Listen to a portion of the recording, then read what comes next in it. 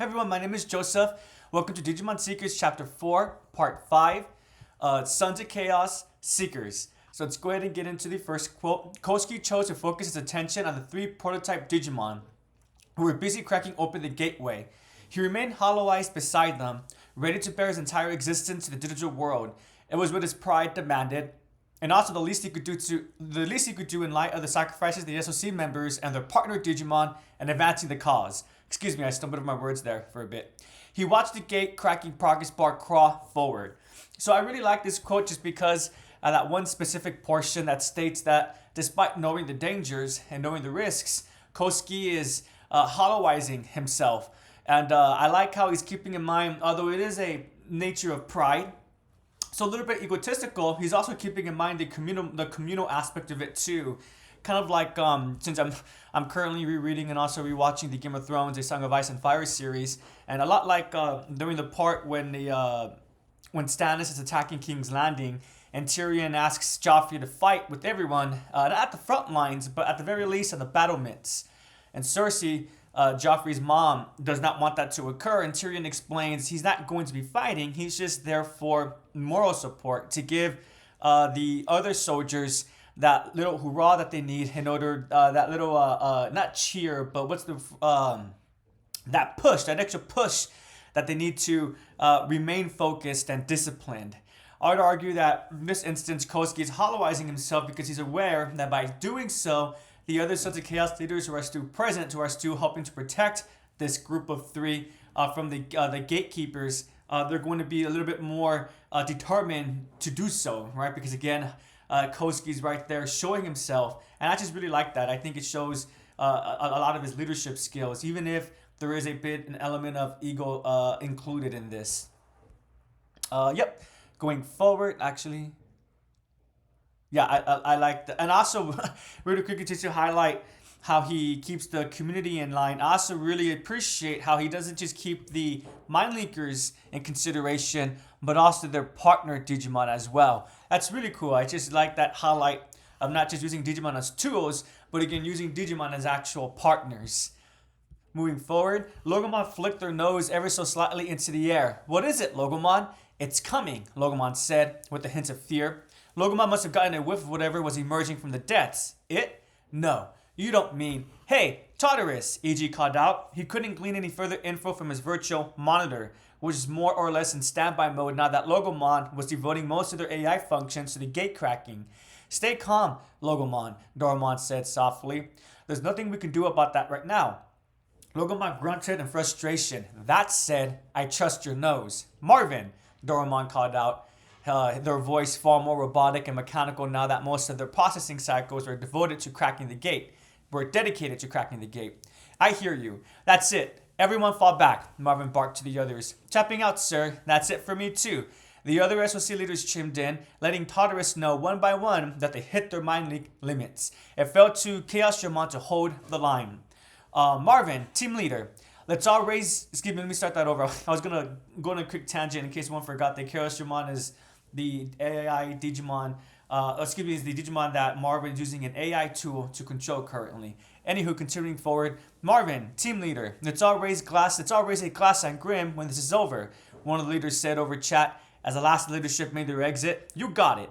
Alright, logging, the chat went quiet. So, unfortunately, that last member was attacked.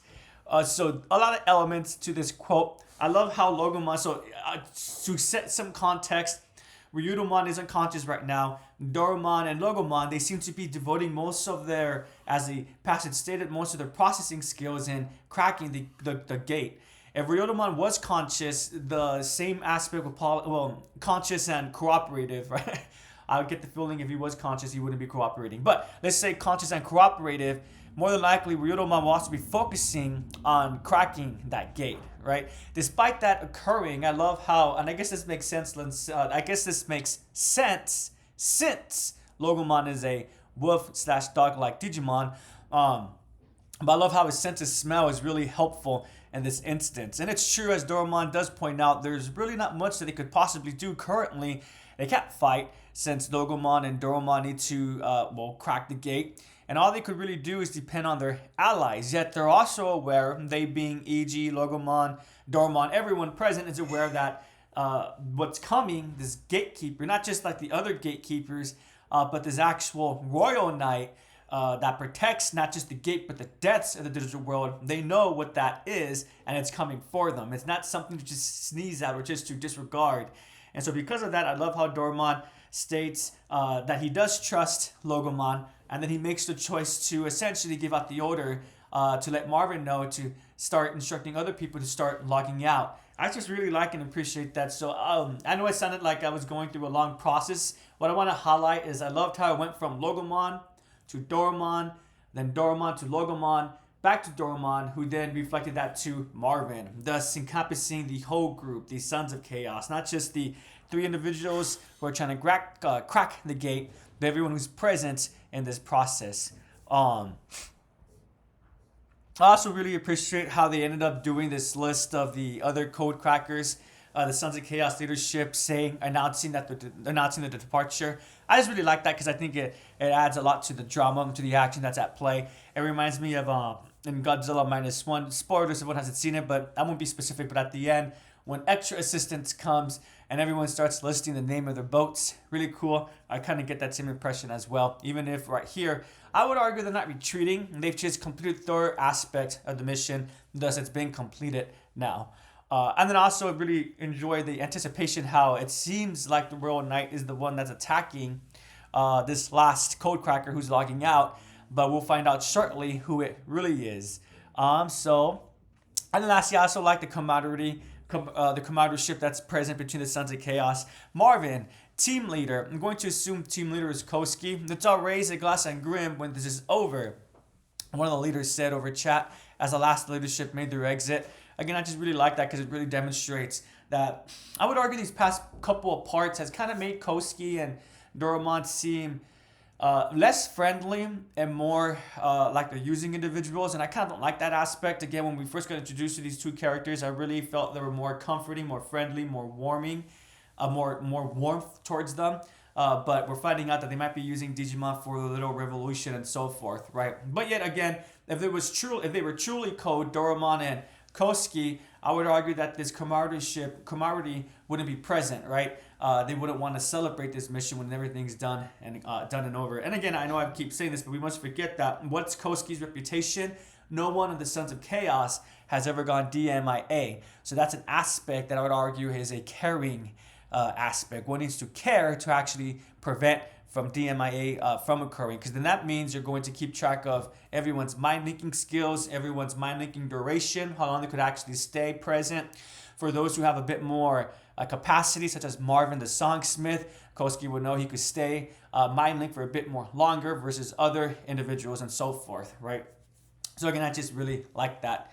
But going forward, so this is who attacked that unfortunate member. The slug themselves was plenty damaged. And this is Numimon. He flopped to the ground as if trying to escape the Manakarimon more than anything. Satsuki hollow-eyes herself beside it. Sorry about that, Satsuki said, hanging her head as she placed her hand on the immobilized Manakarimon. You're the deputy squad leader of the Digipolice. What do you think you're doing? Marvin bellowed, furious as she managed to shoot one of his comrades out of the sky. She didn't even have any of her Commandramon with her. What am I doing? Satsuki repeated, turning to fix the mighty Chaosmon with a fearsome glare. Marvin felt himself recoil at the force of her gaze. I'm getting my squad leader out of here, you filthy code cracker, she barked. Admirable, but what were you hoping to accomplish with a single Nunimon? Marvin shouted, trying to deter Satsuki from escalating the situation. So, if one doesn't recall, when Marvin first made his introduction during this whole attack, he points out that he was impressed with how Satsuki was able to command so many Commandramon, I think it was. And it's kind of implied, EJ asks, so are you saying that she's better at AI cracking or something like that than you are, Marvin? And Marvin doesn't really answer that question. He kind of just makes a statement. This, I think, really helps to show that although Marvin is skilled, Satsuki is also a skilled individual, and thus him not answering that question it was because he's aware that he can't be cocky or arrogant. And I think this kind of shows right here. Satsuki turns to glare at the mighty Digimon, and this fearsome glare actually makes Marvin recoil. Right? So essentially, just the amount of determination that must be in Satsuki's eyes, it's going to make one second guess that they want to face up against Satsuki. Also like how despite Marvin's possible, I don't want to say second guessing because that sounds too negative, but is possible second opinions about the situation. I love how he's still trying to keep the peace, essentially trying to find a more diplomatic conclusion. Admirable, but what were you hoping to accomplish with a single Nunimon? Marvin shouted, trying to deter Satsuki from escalating the situation. So when he says that line, one could argue that he's trying to taunt Satsuki, but the way it's all about the tone of voice, right? If instead this quote stated Marvin shouted, trying to get under Satsuki's skin, then we know that Marvin's kind of being a jerk a little bit, right? He knows that she's heavily outnumbered and he's not really taking her seriously. But the fact that it says trying to deter Satsuki from escalating the situation, this tells me that Marvin's tone of voice is less of mockery and more of equal, two egos speaking to one another and just kind of giving options of how to go forward from this current situation. Hopefully that makes sense. If it does not, please do let me know. Excuse me for stumbling over my words. I feel like I'm doing that a bit more often today than I typically do. Anyways, but yeah, so I do like that a lot, reinforcing Satsuki's skills, and we're going to see that again reinforced shortly. And also Marvin reinforcing his skills too. Even if he does have some second opinions about the situation, he's not going to back down himself. He's fully aware of what he is capable of too. Hey Satsuki, Iji said as he leapt into the fray. Iji Nagasumi, Satsuki scowled even harder. Her life had been nothing but a series of setbacks ever since Iji entered the picture. He was pestilence incarnate. She would have someone exorcise the little demon if she could. It's too dangerous to stay hollow-eyed. All it takes is one straight bullet and you're a goner. Don't you freaking start. I know exactly how dangerous it is, and I'm prepared to deal with the consequences. She would suffer the same fate as she were in Nunimon's core, and they happen to suffer catastrophic damage anyhow. It's about to get a lot worse. Something real bad's coming. Shut it, puppy trainer, she snapped and produced something from her pocket. Is that a Digimon dock? The pouch from which she produced a device looked like some sort of ready-to-eat military ration. It had a cruelly printed label on it that read, Classified, Metropolitan Police Department, Unit 11, D-003799. Sorry, everyone, give me a quick second. I'm going to drink some water. And pardon me for the clearing my throat. Hopefully that wasn't too loud. My throat was tickling when I was reading that, so I was trying to ignore that. Anywho, Metropolitan Police Department Classified. Marvin's soft Ergemon-assisted eyes got a good look at the label. Apologies, squad leader. I just sent the higher-ups my resignation. Satsuki said as she looked at the unconscious Ryurimon inside whom Yolene was trapped. Satsuki? Ichi stammered. Once I unleash this state-secret Digimon, I'll be no different from the criminals in the SOC. But it doesn't matter. The Digipolice can afford to lose you. Satsuki yelled as she turned on the pre-synced Digimon dock. The wind carried a horrific metallic scream. There was a new Digimon in play, which put Iji on high alert, but nothing appeared.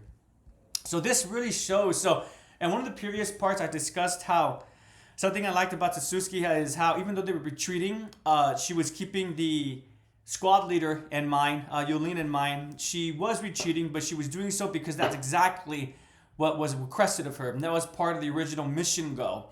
Now that she's completed that part, the official mission from the Digipolice, and unfortunately they have failed, right? Satsuki needed to retreat with not just the Commandramon, but also the High Commandramon from Takabaini and the other individual who was named. Yolene was captured, and Yolene was not successful in deterring Koski from completing his own mission. So on paper, the Digipolice did fail that mission, right? So when they all go back to the Digipolice, I would argue that Satsuki probably feels she's going to do her own personal mission. So I would argue that although she came back, the fact that she's back alone, in her head, she's not going against Yolene's orders of retreating, because now she's on a new mission, and that mission is to rescue Yolene from her captors. And I just really appreciate that because it really again shows the same way that Kosuke has a commandership, a camaraderie between himself and his the individuals that he works with. We're seeing that Satsuki and Yolene also share something similar. Yes, it's probably a lot more professional. They probably don't raise drinks with one another the way that the Sons of Chaos do. But again, the fact that Satsuki is willing to come rescue Yolene on her own, and she has so much respect for Yolene as well. The let me see, the Digipolice can't afford to lose you. I just really appreciate that because that's essentially Satsuki acknowledging Yolene's skills. So from these two passages, we see that Marvin acknowledges Satsuki's skills, and Satsuki highlights Yolene's skills as well. So there's a bit of a hierarchy, but they're all talented mind linkers. And I also love, well, I don't know if the word love is correct. I kind of feel like these Digimon docs that contain state secret Digimon are kind of coming into play out of nowhere.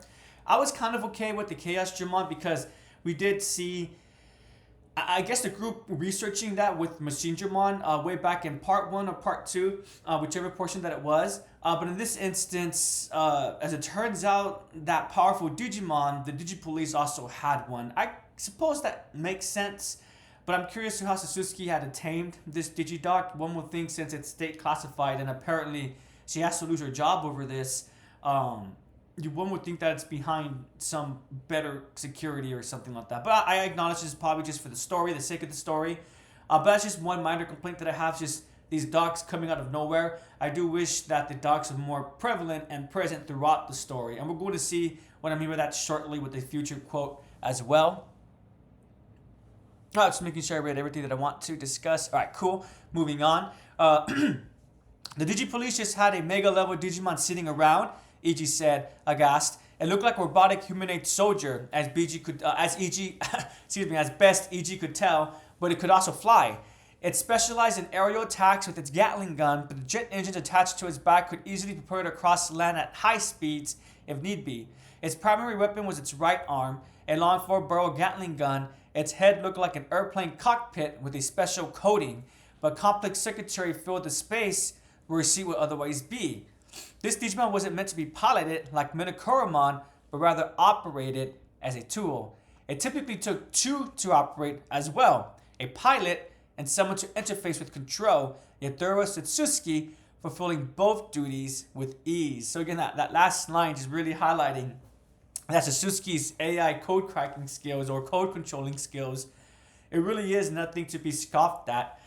She's doing the duties of what's meant for two individuals all on her own. And one would argue, what I love about this so much is that it is believable because so far the story has set up Satsuki to be very much in a determined, fiery state currently. Right? She really wants to rescue Yolene, and she also wants to get her, not her revenge, but well, as stated earlier by Satsuki, she's a bit tired with certain individuals, right? So when one is a bit tired with someone else, that could really lend to one getting more strength, right? So her being able to do this, I think, makes a lot of sense. And I really do like how Satsuki wasn't just brushed aside. I had a feeling she will be returning to help in some kind of way to rescue Yolene.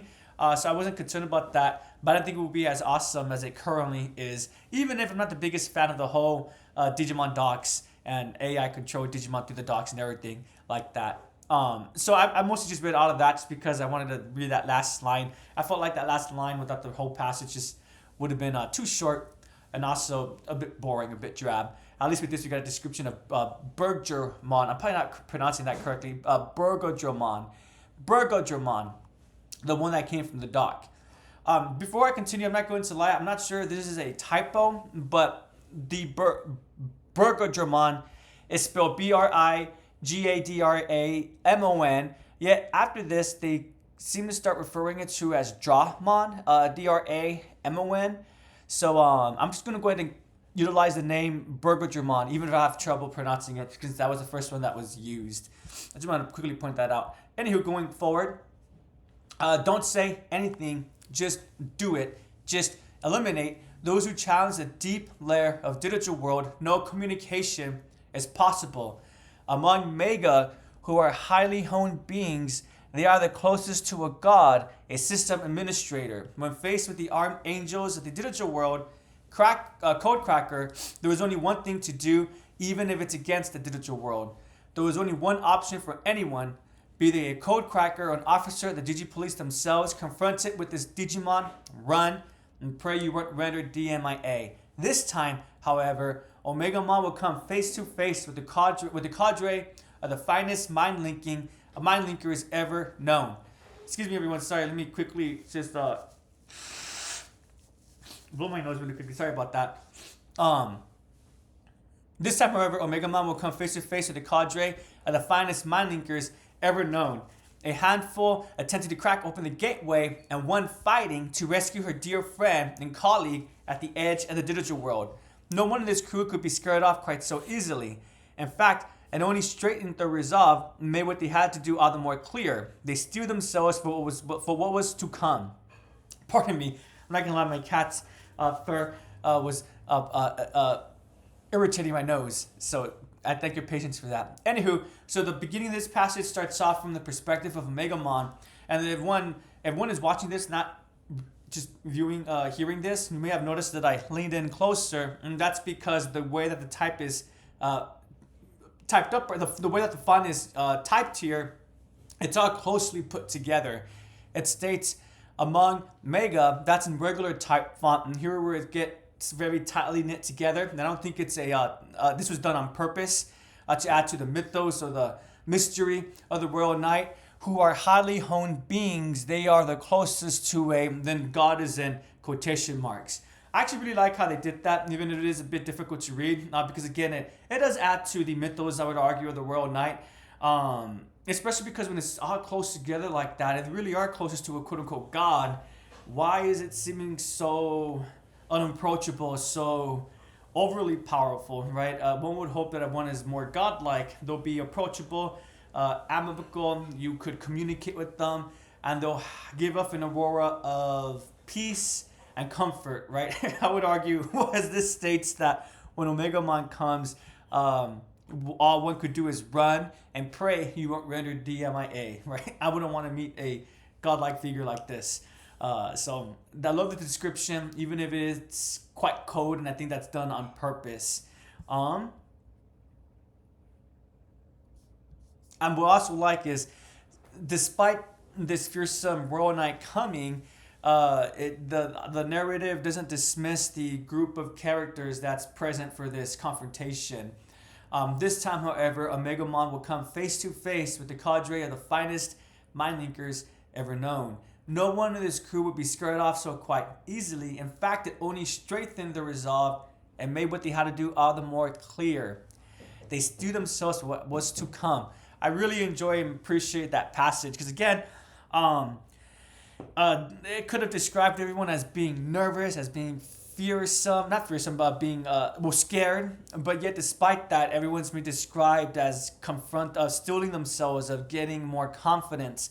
Even Satsuki, I feel it's just the whole group. If we wanted to separate Satsuki from the Sons of Chaos, I feel like the dialogue would do that. The narrator would do that. Excuse me. Oops. Let me go to the next quote. Satsuki's Burgerjamon launched all three of his guided organic missiles from their left arm, each one slamming into Omegamon from the side. The blasts were enough to knock the Royal Knight off course and force it to land atop the gateway to regroup, but nowhere near strong enough to pierce its armor, let alone defeat it. Genocidal rain. That's the attack. Burgerjamon followed the missile attack with a barrage from the Gatling gun. Satsuki didn't fully understand why she was assisting in the fight against Omegamon. She had no reason to help these criminal code crackers, but it was clear that the Royal Knight was after Tartarus, and Royodimon stood a chance of becoming collateral damage. She had to fight to keep Yolene safe. Again, I just love how focused Satsuki is.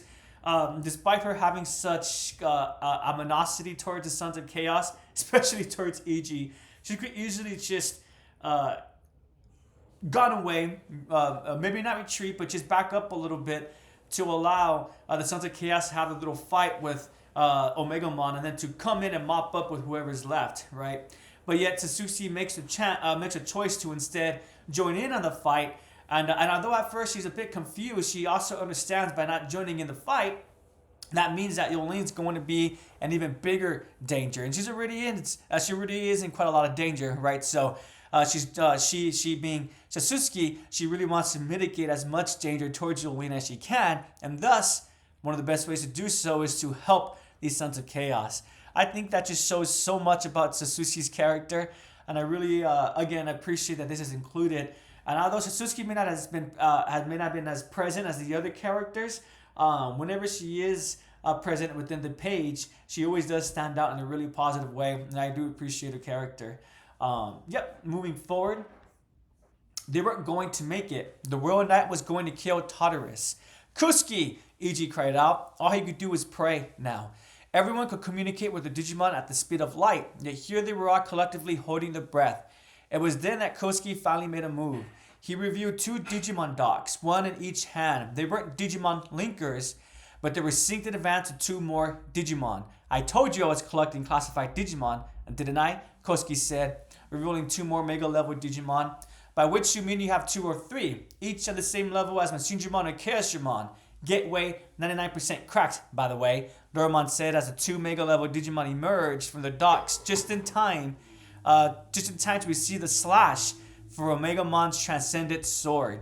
Kosuke's miraculous timing gave the humans a new lease on life and hope that they might find a way out of this. You guys heard the sound on the side. Pardon me about that. That was my cat. She knocked something over. So what I like about this quote, sorry everyone, because my cat, she did distract me. Let me quickly reread it. Oh yeah, so I do have, maybe I'm misremembering this, but I told you I was collecting classified Digimon, didn't I? Kosuke said that. I do have a faint recollection of Kosuke mentioning something like that in one of the previous chapters. I think chapter 2. I might be wrong about that. If I am wrong, please feel free to correct me, or if I am correct, feel free to reinforce my memory. So if that is true, if it was mentioned in the past, the whole Digimon dog doesn't rub me off. Let me start that over. If it is true, if Kosuke did mention these classified Digimon in the past, the usage of them doesn't really rub me as much as I previously did when I first started reading the chapter. What I still do wish though is the Digimon dogs themselves, if they weren't going to be used during the story, I just wish that they were described as being present. So a really good example of how this would be from Berserk. So Guts' character, he's actually walking around with what's known as a behelit. And the behelit is what allows one to become an aposto. And in the world of Berserk, that's not a good thing. Usually apostles are good, right? But in the world of Berserk, it's not. Or if not an aposto, then the chosen one could become a god hand. This behelit, it's never used. Guts would never use it. Yet despite that, constantly within the story, it makes its presence felt. Like one of the characters might be interacting with it. Typically, it's Puck, a comedy relief character. He usually has it out or he's hugging it or something like that. I do recall in previous parts of the story where sometimes a dog was described, but I don't recall the dogs ever being described as a way to hold Digimon besides for the prototype linkers that the professor had with the group Tartarus before Tartarus became a name, a monkey, or did I pronounce that correctly? Excuse me. A name, a label. So again, if it is true that Kosuke did say this about classified Digimon, the usage of them doesn't really rub me the wrong way. But I do wish that the dogs had been mentioned a bit more frequently. Not the usage of them, but just the presence of them. So then to make the reader go, oh, I wonder what that dog is for. Why does Kosuke, why does Marvin, the leaders of the SOC, why do they have these mysterious devices when they already have linker straps? But again, that's just a minor complaint. Maybe when I reread the story, those details are present, and I just forgot about it. Anywho, so making sure about everything I want to discuss has been discussed. So I guess I also do like the way that Kosuke's demeanor is described as well. Throughout the part 5, he's kind of described as kind of being stoic, kind of just not just standing there mindless, but standing there being aware of what's going on around him. And so when this portion, it was then that Kosuke finally made a move. In my head, I did read it as a really cool motion. He wasn't scared or anything like that. He just finally made the choice to take action. What was that action? To take out these 2 Digimon dogs. So I did think that was cool. And I like that last line too. Kosuke's miraculous timing gave the humans a new lease on life and hope that they might find a way out of this. So this is the last quote. Ghostly projections rose up from each of the 3 prototype Digimon. Doromons in the form of Dorogreymon, Ryodimons in the form of Hasuryurimon, and Logomons in the form of Solologarmon. These projections settled back down around each Digimon, wrapping around them as a massive amount of code began to shoot out from their bodies.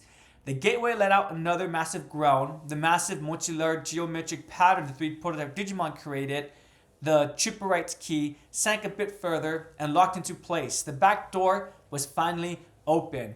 The Mega level Digimon Kosuke had unleashed were torn asunder by Omegamon's blade, now an inch from finding its way into Kosuke's windpipe.